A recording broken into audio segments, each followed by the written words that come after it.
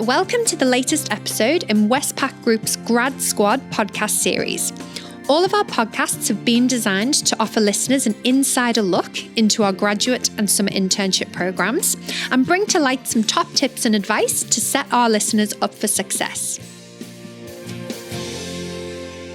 Hi everyone, welcome to today's podcast. My name is Georgia and I was a part of the 2018 Westpac Group grad cohort.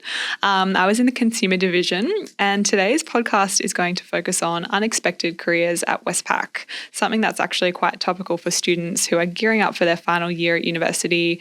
They're thinking about where they'd like to perhaps take their careers and embark on their grad journey, but perhaps they might not be quite sure what the grad program at Westpac does, or what value it could provide you as a final year student. So I'm here joined today by two 2019 grads, Aaron and Sam.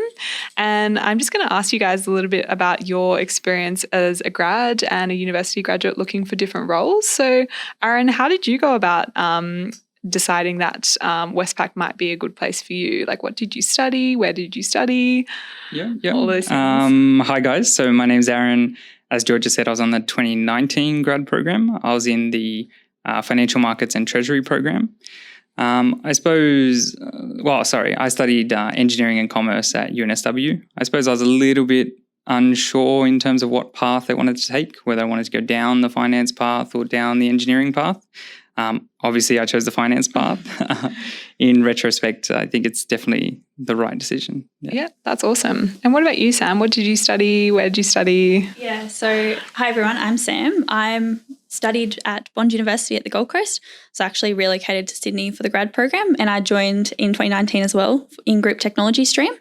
I did a Bachelor of Actuarial Science, so lots of statistics, and I majored in finance and big data, and then I tacked on an honours degree to that because I really loved that big data piece. So I really wanted to do a bit more of the data science aspect. And I guess I sort of looked at Westpac as an employer because traditionally it's probably somewhere where actuarial students might go because of the, statistics and risk side of things. But I actually really enjoyed that data science piece at uni. So I looked at it primarily because of the technology side, but it wasn't an area that I really thought could have a strong emphasis on technology until I sort of came into the grad program and saw it for myself. Yeah, that's awesome.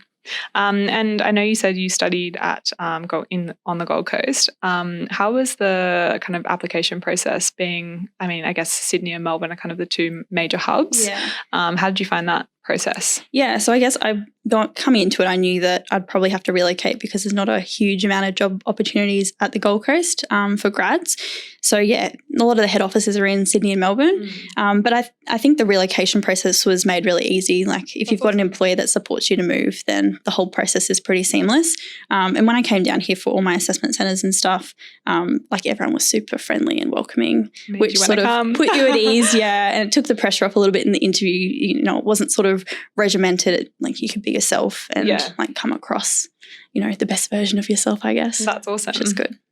So it sounds like you both have, and myself included, like we kind of all have degrees that aren't typically things that would be equal to, coming to work at Westpac Group. What kind of led you to choose the more finance section of your degree and pursue that, Aaron? Because I know you probably had the chance to do either engineering or finance. Yeah. Initially I chose my degree engineering and finance because I wasn't quite sure which one I wanted to do. I enjoyed both of them. And that was sort of the same when I was actually studying the degree. I still enjoyed both sides. I wasn't really sure what I wanted to do. I ended up going into engineering after I graduated. So I worked in engineering for about a year and a half. Worked out it probably wasn't for me. So I decided to I applied for a few banks at the time. I got a couple of offers and decided to go with Westpac. It was mainly the culture, I suppose, that drove me here. It just felt like a very sort of communal, supportive culture here. Looking back on it in retrospect, it was definitely the right decision for me. I'm happy I'm in finance now. Yeah. That's awesome. That's really cool.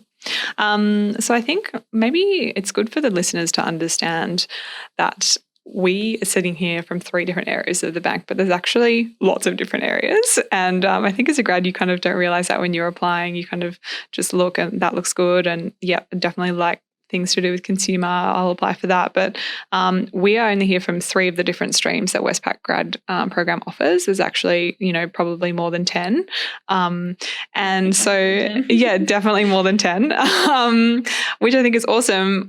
Sam, tell me a little bit about what Group Tech does. Like, what's the responsibilities like, and how have your rotations been? Yeah, so Group Tech's like probably one of the biggest, intakes of grads in the company. So Group Tech kind of supports the company in any technology way you can think of. So that's anything from the way we store our data and the architecture of that, through to the laptops and devices that we provide for staff and people in the branches.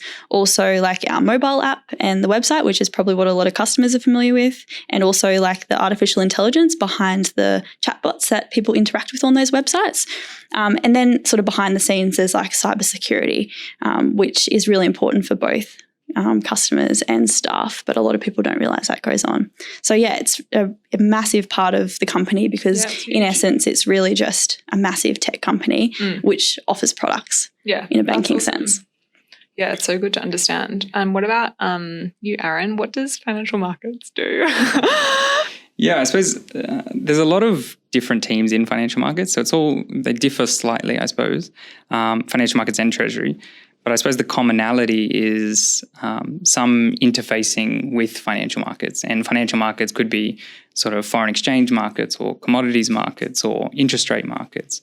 And I suppose most of the division, whether it be the trading side or the sales side, is to do with helping customers sort of hedge their risks or participate in financial markets in some way, or even just from the bank's perspective. Yeah, awesome. That's so cool. Yeah, it's... There's a lot to it, I suppose. Yeah, that's huge. And what about you in consumer, Georgia? What's that mean? Yeah, so the consumer bank is our kind of retail bank. So it's the one that all of our customers see. So it's everything to do with our branches, our contact centers, all of the products that we sell. So our retail products such as credit cards, mortgages, transaction accounts, and it's really everything to do with the customer. So I think that was a really good fit for me coming from, so I studied a Bachelor of Arts at uni, majoring in American Studies and management. So I really, didn't know what I was going to do, didn't know what I wanted to do, but I knew I was keen for learning and growth opportunities, and I knew I was interested in financial services as a really kind of a changing industry. So the consumer bank was really great for me, and I did some really interesting rotations there across product, across operations in our retail environment, and across customer care. So what about you guys? How were your rotations, and how did they inform, how, like, I know, Aaron, you've rolled off the program now, but Sam, you're still going. Aaron, how's that your rotation journey been, and how's it informed what you've chosen as your kind of end role? Yeah, I mean, the grad program, the big advantage of the grad program is the rotations themselves. Just the fact that you get that exposure across the business to different teams, different areas, things that you just don't know first coming into the division. And by getting that experience, you're sort of learning as a financial markets professional, in my case, I suppose. But you're also networking across the floor. You're working out what it is you want to do, where you fit. So my rotations were there was a couple of trading teams. There was a more sales-focused team, a more quant-focused team. And it's sort of, well, for me, it worked out because I ended up rolling off into one of the teams that I rotated through. And it was great to get that exposure prior to sort of rolling off into that role. Yeah, that's so helpful. Yeah. And what about you, Sam? How have the rotations been in Group Tech? I would second that the rotations are such an asset in the grad program, and particularly in Group Tech, you actually get 4 of them, so 6-month rotations each. So I've been in application development, which is, as I said, sort of to do with more of the stuff that customers would be familiar with. But at the moment, I'm in information security group, which is that cybersecurity aspect. And next rotation, I'm actually going outside of Group Tech. So that's the thing that you're allowed to do as well. So if you've got a keen interest somewhere outside of your division, there's nothing stopping you from going out, seeking something that you're interested in and kind of making that happen. But another thing I was going to bring up too is, both of us, Aaron, come from sort of more STEM degrees. And that's a big thing that Westpac is, putting an emphasis on at the moment, because, in the future, there's going to be so many jobs in these areas, but there's not enough people coming out of uni to support them. And I think it's awesome that Westpac gets behind it, particularly when women in this field, because again, it's an area that it's predominantly men. And so they get staff involved actively in the community by, mentoring programs. And also we have awesome events like Vogue Codes, which gets young kids excited about studying STEM degrees. And also it's awesome for staff because we hire people from these backgrounds who have a different way of thinking. So instead of being in a part of the company that has people who are, only from a finance background or a commerce background and sort of all think the same way, we get these interesting, different ways of thinking and problem solving that come from being in a STEM degree. Yeah, I would totally agree with that. I think just people would be surprised, looking across the trading floor, the number of engineers and physicists and computer scientists and psychologists, anything you can think of. Yeah, I mean, on our grad program, we had sort of marine biologists, nanoscientists. There's whatever degree you come from, there's some place in the bank. Absolutely. Yeah. And I think what's important to remember as well is no matter your degree, if you've got kind of that growth mindset, if you've got curiosity, if you've got a genuine kind of, interest in helping customers and doing better for the community and, changing, helping to innovate, there's a place for you at Westpac. So I think it's uncommon minds, uncommon careers, but, you could definitely find a place here. Yeah. And I think too, that, if you come from these, non-traditional backgrounds, you think oh, well, how is the stuff I did at uni going to be relevant? How can I do a job that I know nothing about? But I think it's, we put a big emphasis on those transferable skills, and there's so many opportunities internally to upskill as well. So there's, stuff I know in group tech where we have, online programs that you can go on, learn stuff about different areas of the bank, and there's in-person courses. But then on top of that, we've got little nano degrees. So I know some people who came from these non-traditional sort of STEM backgrounds, but they wanted to get into a technical role and they required to, know how to code. And so, they offer nano degrees to sort of upskill you, and then the team sort of take it the rest of the way and you learn on the job. And that's awesome. It's easy to sort of pick up the skills once you're here, as long as you have that right attitude, the growth mindset, willingness to learn. Exactly right. And also the professional development opportunities that the Westpac grad program actually offers itself. It spends a lot of time, I know my experience with it was really positive, spends a lot of time, getting into you as a person and your career and your future and gearing you up to be ready for that future, whatever that might be. Yeah. It's really good at kind of giving you those opportunities and, helping you to understand and navigate the unknown. So I think wrapping up, what would you guys say to people who might be listening today and, they've done this great degree at university, they've got all these really good skills, they're keen to learn, but they're not quite sure where they might fit in a huge organization. What would you say to people who are in this position? I know for me, I would say, just go for it. If you're not sure, this is a program that's going to give you kind of transferable skills, the opportunity to learn and grow.